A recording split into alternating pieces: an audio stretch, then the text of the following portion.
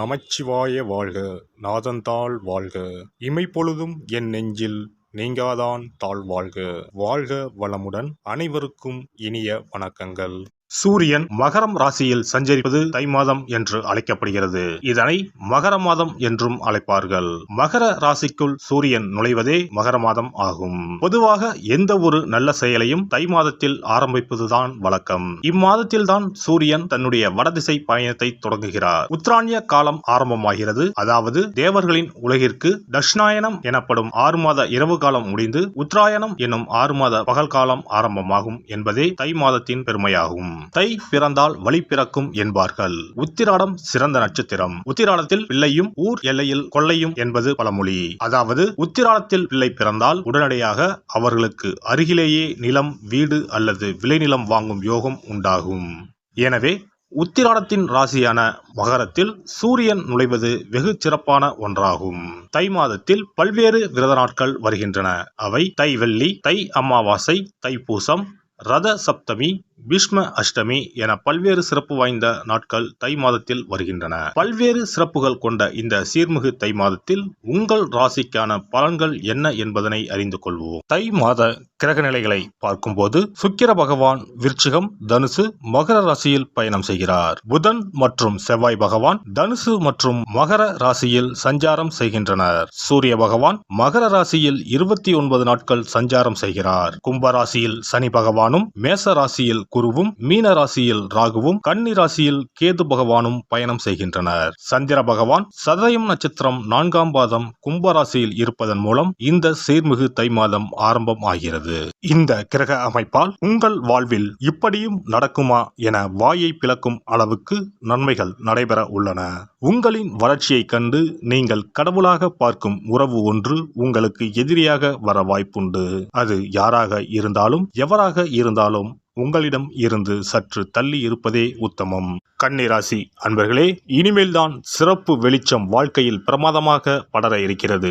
சௌகரிய அந்தஸ்து வசதிகள் வளர்ச்சிகள் மாதம் தொடங்கி முதல் வார 5வது தினத்தில் இருந்து ஏற்பட போகிறது. குரு கிரகம் 8ஆம் இடத்தில் அமர்ந்திருப்பது சற்றே குறைதான். ராசியில் அமர்ந்திருக்கிற கேது கிரகமும் படுத்தி எடுத்துக்கொண்டுதான் இருக்கிறது. இந்த நிலைமை இந்த மாத 2வது வார புதன்கிழமையில் இருந்து மாறிவிடும். ராசிக்கு 2ஆம் இடத்தை பார்க்கின்ற குரு பகவான் மற்றும் கடந்த மாத முதல் வாரத்தில் 6ஆம் இடத்திற்கு வந்திருக்கிற 5 குடைய யோகாதிபதியான சனியும் மற்றும் தனபாக்கிய அதிபதியுமான சுக்கிர கிரகத்தின் வலிமையாலும் மாதம் முழுவதும் எல்லா நன்மைகளையும் அனுபவிக்க போகிறீர்கள்.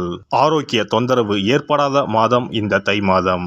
குடும்பத்திற்கான எதிர்கால முன்னேற்ற வகையில் செய்து வருகிற முயற்சிகள், அத்தியாவசிய விஷய சேர்க்கைகள் அனைத்திற்கும் இந்த மாத 2வது வாரம் சாதகம் ஏற்படும். வாரிசுகளின் எதிர்கால உயர்வு குறித்த கவலை விலகும். அஸ்தம் நட்சத்திரக்காரர்களின் மன வாழ்க்கை சங்கட நெருக்கடிகள், பிரச்சனைகள், கோர்ட் கவலை, காவல்துறை, பஞ்சாயத்து வழக்கு விவகாரங்கள் இந்த மாத 16ஆம் தினத்துக்கு பிறகுதான் தீரும். அனைவருக்கும் உத்தியோகம், பணி, பதவி விஷயங்கள் நெருக்கடி, தடை தடங்கள் ஏற்படுத்தாமல் நகரப்போகிறது இந்த தை மாதம். இம்மாத 3வது வாரத்தில் எதிர்பாராத பண வரவு, பரிசு பண ஆதாயங்கள் உண்டு. தொழில் வியாபார நிர்வாக பட்ஜெட் விஷயங்கள் இம்மாத 4வது வாரத்தில் இருந்துதான் திருப்பங்களை கொடுக்கும். இம்மாதம் புதன், வெள்ளி, திங்கள் கிழமைகளில் உயர்வுகள் உண்டு. இம்மாதம் 1, 2, 4, 9, 16, 18, 23, 25, 30வது நாட்களில் எதிர்கால உயர்வுகளுக்கான அத்தனை சாதக அதிர்ஷ்ட காரிய பலிதங்கள் உண்டாகி எதிர்பாராத அதிர்ஷ்டங்களும் உண்டு. பெண்களுக்கு தொழில் நிமித்தமான மற்றும் எதிர்காலம் சார்ந்த சிந்தனைகள் மேம்படும். கணவன் மனைவிக்கு இடையே புரிதல் ஏற்படும். சுப காரியத்தில் இருந்து வந்த தடைகள் விலகும். உறவினர்கள் வழியில் ஒற்றுமையும் ஆதரவும் உண்டாகும். வயிறு சம்பந்தப்பட்ட பாதிப்புகள் குறையும். குழந்தைகளிடம் கோபத்தை வெளிப்படுத்தாமல் கனிவுடன் செயல்படவும். ஆடம்பர பொருட்கள் மீது ஆர்வம் அதிகரிக்கும். மாணவர்களுக்கு அடிப்படை கல்வியில் தெளிவுகள் பிறக்கும். அன்றைய பாடங்களை அன்றே முடிப்பது நல்லது. நண்பர்களின் தன்மைகளை அறிந்து நட்பு வைத்துக் கொள்ளவும். அதிவேக பயணத்தினை தவிர்க்கவும். விளையாட்டு போட்டிகளில் சற்று விழிப்புணர்வுடன் இருக்கவும். புதிய நபர்களின் அறிமுகங்களின் மூலம் சில மாற்றமான சூழல் உண்டாகும். உத்தியோகஸ்தர்களுக்கு உத்தியோக பணிகளில் உங்கள் திறமைகள் வெளிப்படும். சக ஊழியர்களிடம் சூழ்நிலைக்கு ஏற்ப அனுசரித்து நடந்து கொள்ளவும். மற்றவர்களின் தனிப்பட்ட விஷயங்களை பெரிதுபடுத்துவதை தவிர்க்கவும். விவேகத்துடன் கூடிய முயற்சிகள் நல்ல ஒரு மாற்றத்தை ஏற்படுத்தும். கொடுக்கல் வாங்கலை குறைத்துக் கொள்வது நல்லது. பயனற்ற விவாதங்களை தவிர்த்து கொள்ளவும். வர்த்தக கடன் சார்ந்த பிரச்சனைகள் குறையும். வியாபாரிகளுக்கு வியாபார பணிகளில் புதிய வாடிக்கையாளர்களை கவர்வதற்காக புதிய வியூகங்களை அமைப்பீர்கள். வியாபார ஸ்தல மாற்றம் தொடர்பான எண்ணங்கள் அதிகரிக்கும். விலை உயர்ந்த பொருட்கள் தொடர்பான வியாபாரத்தில் கவனம் வேண்டும். கூட்டு வியாபாரத்தில் சூழ்நிலைக்கு ஏற்ப அனுசரித்து நடந்து கொள்ளவும். மறைமுகமான வழிகளில் போட்டிகள் அதிகரிக்கும். மற்றவர்களை நம்பி செயல்களில் ஈடுபடுவதை விட நீங்களாகவே முயற்சி செய்து கற்றுக்கொள்வது நல்லது. கலைஞர்களுக்கு புதிய வாய்ப்புகள் கிடைக்கும். பொருளாதாரத்தில் இருந்த ஏற்ற இறக்கங்கள் விலகும். வித்தியாசமான முயற்சிகளின் மூலம் திறமைகள் வெளிப்பட்டு புதிய ஒப்பந்தங்கள் கைகூடும். மறைமுகமாக இருந்து வந்த படைப்புகள் வெளிப்பட்டு பாராட்டையும் மதிப்பையும் ஏற்படுத்தி கொடுக்கும். அரசு வழியில் மதிப்பும் மரியாதையும் கிடைக்கப் பெறுவீர்கள். அரசியல்வாதிகள் எந்த ஒரு செயலிலும் நிதானத்துடனும் நேர்மறை சிந்தனையுடனும் செயல்பட்டால் நன்மதிப்பு மேன்மையும் உருவாகும். உணர்ச்சி வசமான பேச்சுக்களை தவிர்ப்பது நல்லது. கட்சி நிமித்தமான வாக்குறுதிகளை அளிக்கும் பொழுது மேலிடத்தில் அனுமதி கிடைத்தால் மட்டும் செயல்படுத்தவும். சிறு சிறு பயண வாய்ப்புகளின் மூலம் புதிய வாய்ப்புகள் கிடைக்கும். திருவரங்கத்தில் வீற்றிருக்கும் அரங்கநாதரை வழிபாடு செய்து வர சிந்தனையில் இருந்த குழப்பமும் மனதில் இருந்த பயமும் விலகி தெளிவும் புத்துணர்ச்சியும் பெறுவீர்கள்.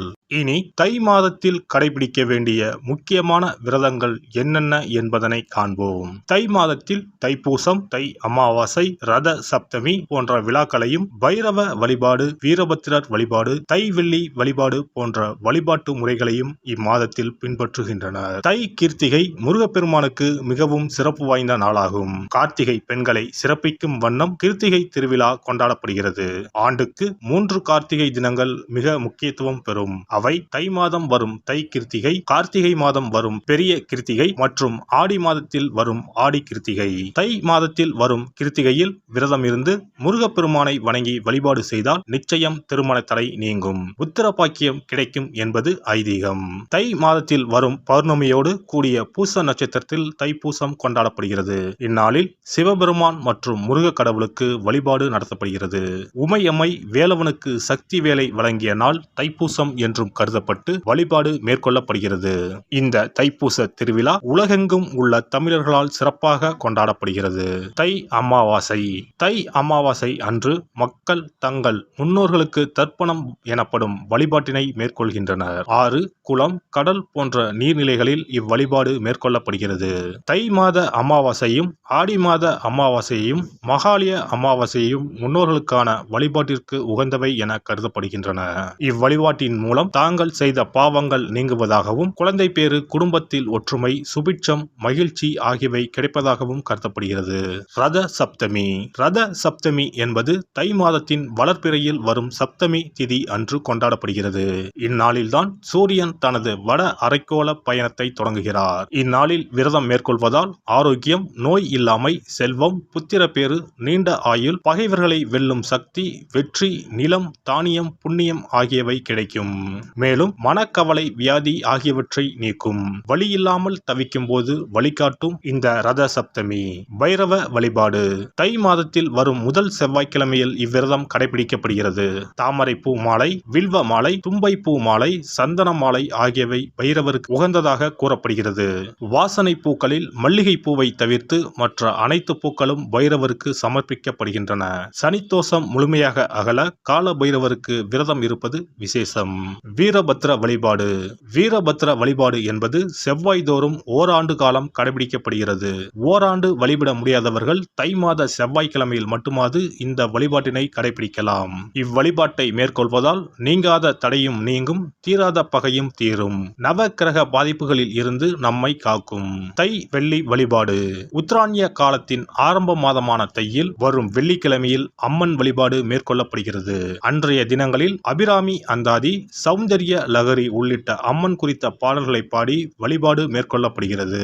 தை மாதத்தில் வரும் திருவிழாக்களை கொண்டாடி வழிபாட்டு முறைகளை பின்பற்றி இறையருள் கிடைக்கப்பெற்று வளமான வாழ்வு வாழ்வோம்.